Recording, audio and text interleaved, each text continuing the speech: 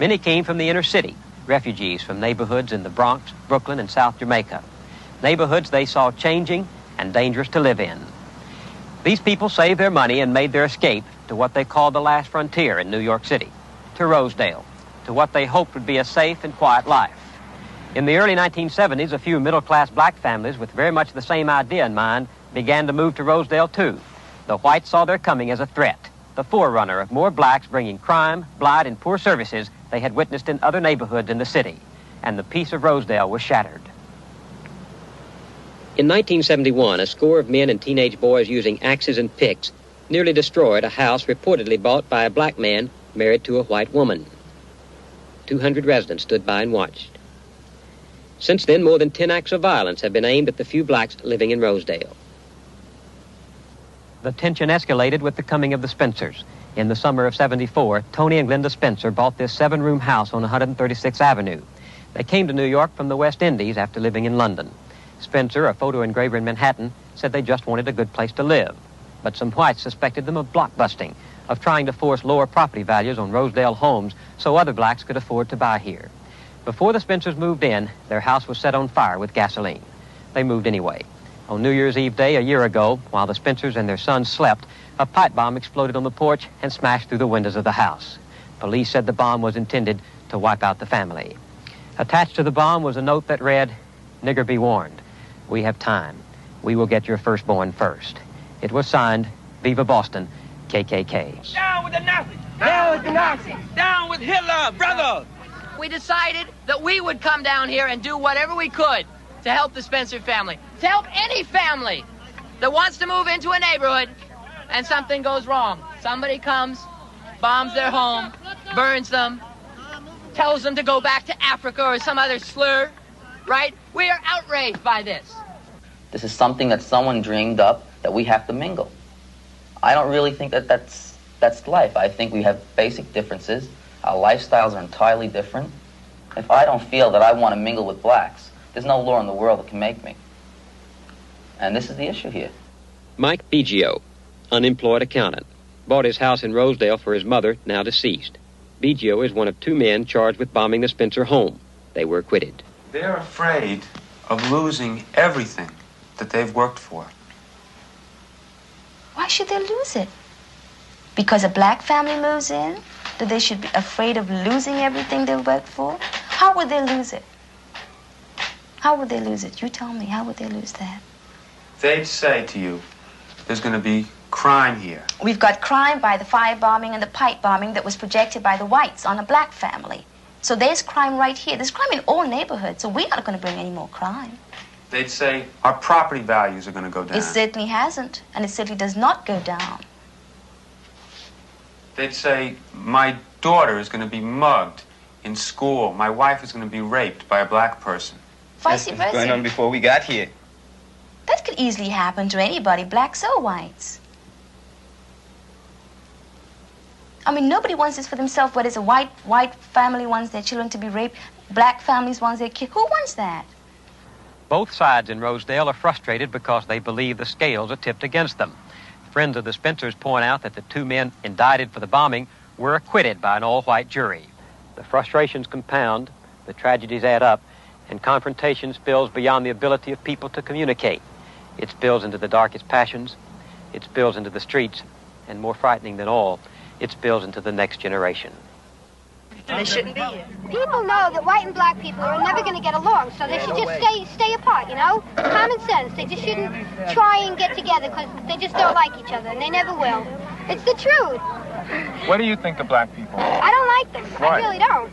Because I just think that they're always looking out to make trouble. They never want to be friends. It's the truth, man. They never want to be friends. If they see you on the block, if they see you walking down the block, they won't turn around and say, "Hey, you know, how are you?" and stuff. They turn around, "Hey, Honky, what's the matter with you, man? You got an ugly head." Every time a group of blacks get together, they want to help Rosedale with their problems. We don't need any outsiders helping us with our problems. We've been doing good enough for all these years we've been here, and we'll keep doing good enough. And we'll stay white, period. White on! White on! White on! White on! This is the thing. White on, everybody. Just like the other stuff, just like our other slogan, black is beautiful, but white is out of sight. That's all we got to say. They had right on, we got white on. Now we say we are white, and we are proud of being white. Hey, look. Let me tell you something. We all came into this country in plain English on the heels of our ass.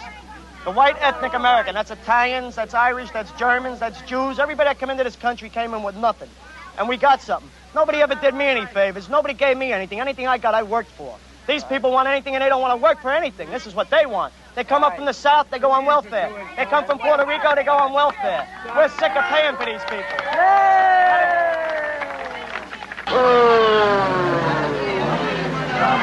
Go home with the kids, son. Professional blockbusters, that's what they are. I hate niggers. Turn back on slowly. Let's get back to Mama.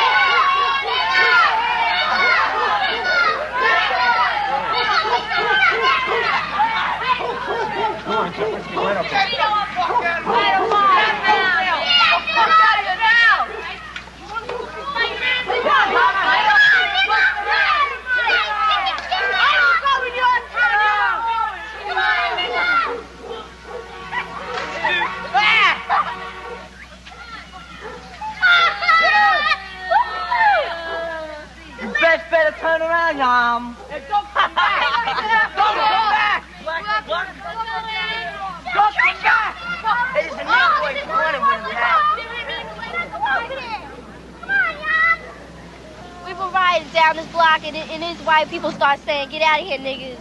You know, get out of my neighborhood. Don't come to this neighborhood. Then they start hitting on her. Throwing rocks and everything else. Throwing rocks. Because we were in their neighborhood. We went on a bike hike to McDonald's. We didn't mean to bother anybody. We had a nice We saw a parade. We saw a gathering. So we went down there to see what was happening. All right. I mean, we didn't bother anybody. We weren't looking for trouble. I never even know people around here were like that. I've never experienced anything like this in my life. What happened to you? Nothing happened to me, but this little boy, short boy about my size, or little short, had picked up a rock, and he was in the front of all these tall honkies.